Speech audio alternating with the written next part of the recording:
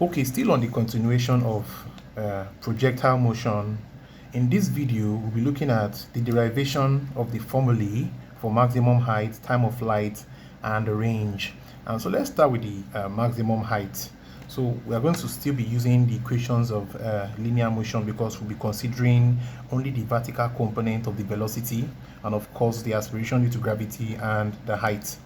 And of course we know that we are going to be we'll only consider the vertical component while using these equations because only the vertical component is affected by the force of gravity.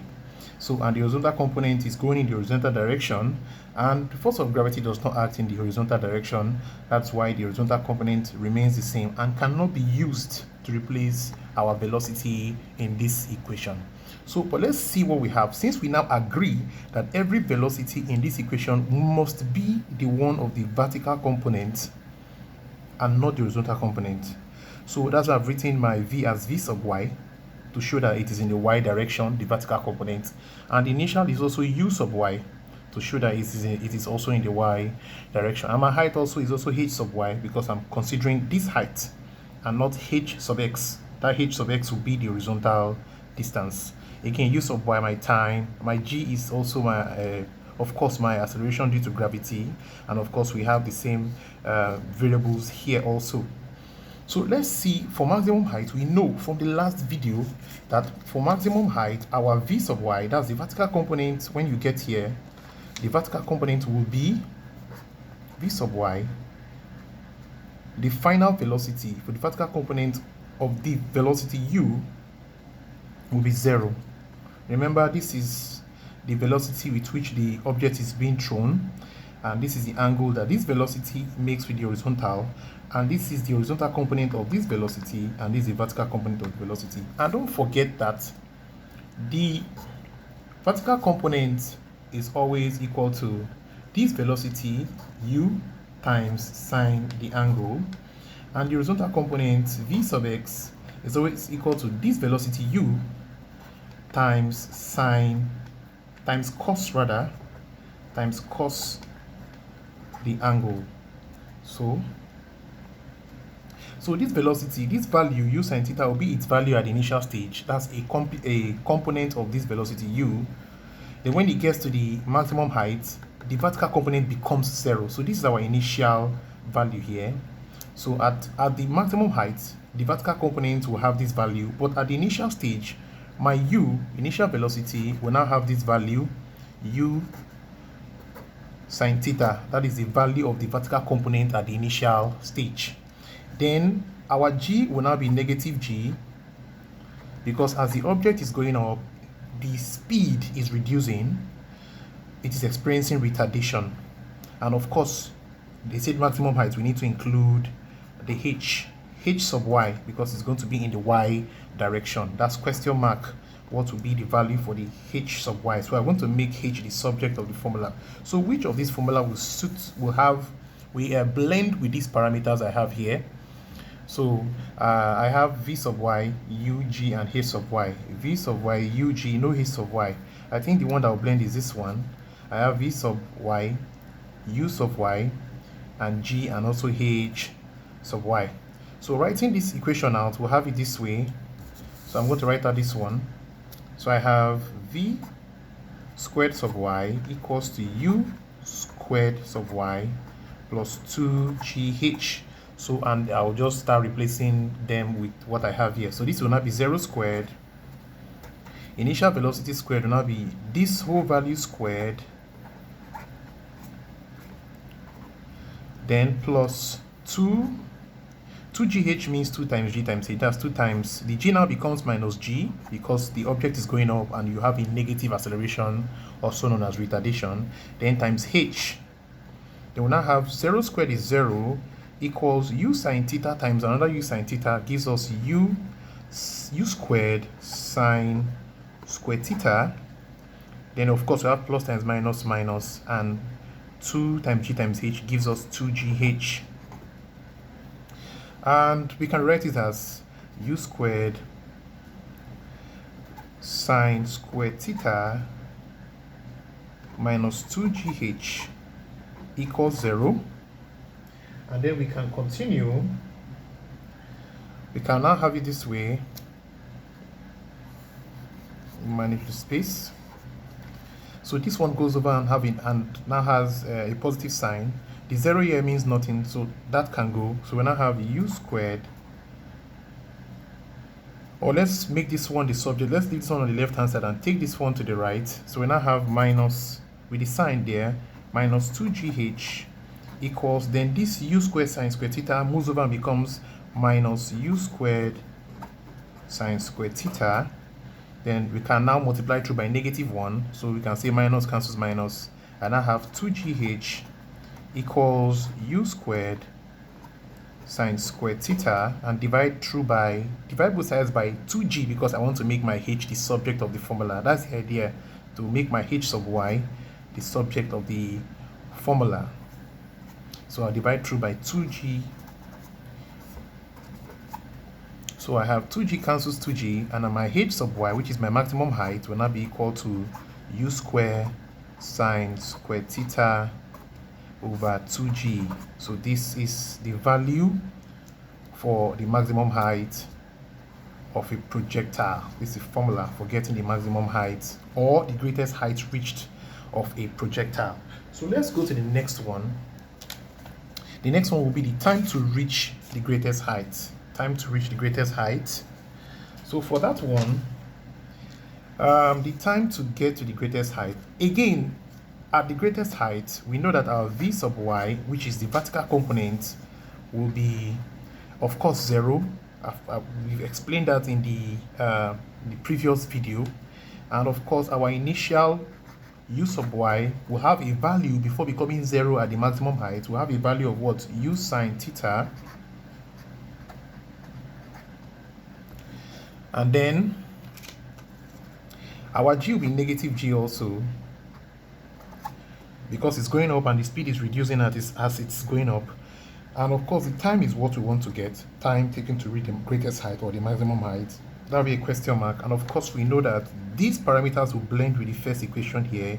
We have our v sub y, we have our u sub y, we have our g and our t. So we can just solve and make our t the subject of the formula here.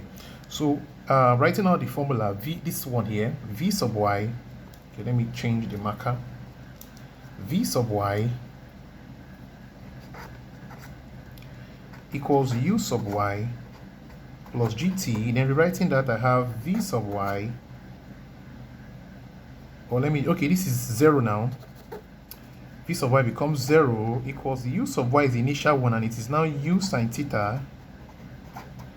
Then my g is now minus g times t, and I have 0 equals u sine theta. I have plus times minus minus, then g times t is gt. Then rearranging, I have u sine theta minus gt equals 0. And of course, 0 here means nothing. I'll rearrange. I'll leave my minus gt here because I want to make the t the subject. So minus gt stays on the left, equal to, then the u sine theta becomes minus u sine theta here. Then minus, you multiply through by my -1, then the negative sign cancels out. Then you now have gt. You now have gt equals u sine theta. Then you divide through by g so that you make your t the subject. So now I have t equals u sine theta over g is the time it will take to get to the maximum height. Then the time of flight now, the time it will take to go up and come down, that will be the time of flight. Time of flight, because we know that to get the time of flight, we know that the time it will take to get to the maximum height will be the same time it will take to come down. So if this is the value for the time to get to the maximum height, I will double it to get the total time it will spend in the air. So let's make our big T the time of flight. Will now be 2 times every value here. The value here for time to get to the maximum, u sine theta over g. So the time of flight, which is my big T, will now be 2u sine theta over g. So this is the value for time of flight here. while t equals u sine theta over g will be the time it will take to get to the greatest height or the maximum height. So now let's go straight to the range. So for range,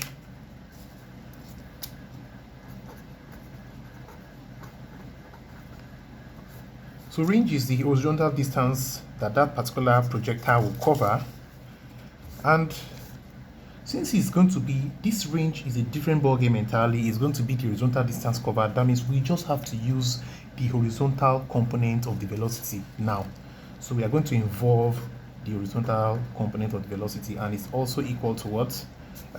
U cos theta.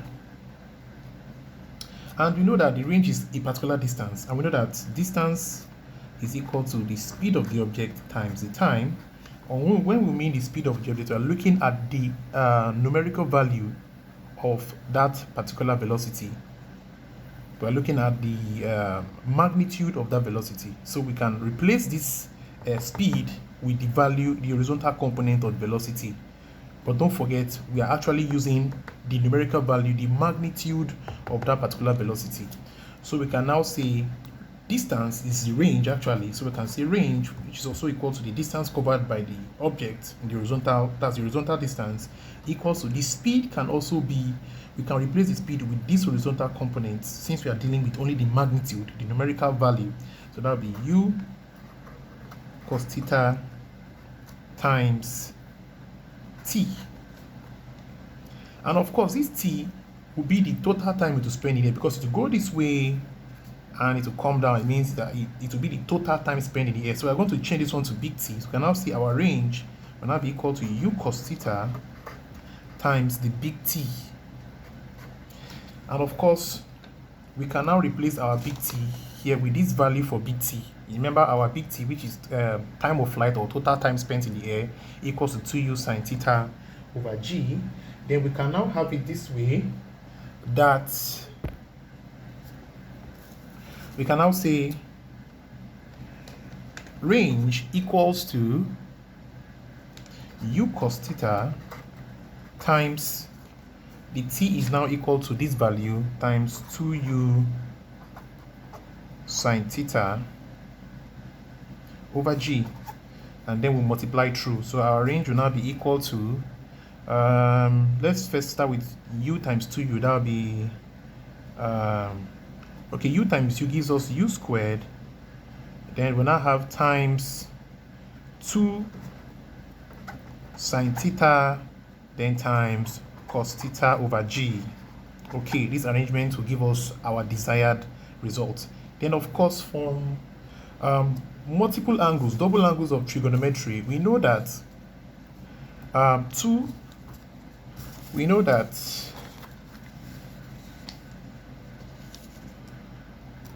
2 sine theta cos theta is an identity for sine 2 theta.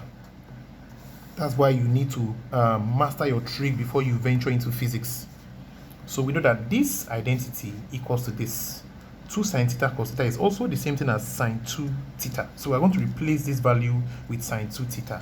So we'll end up having range equals u squared times sine 2 theta over g. Then we end up having range equals to u squared sine 2 theta over g.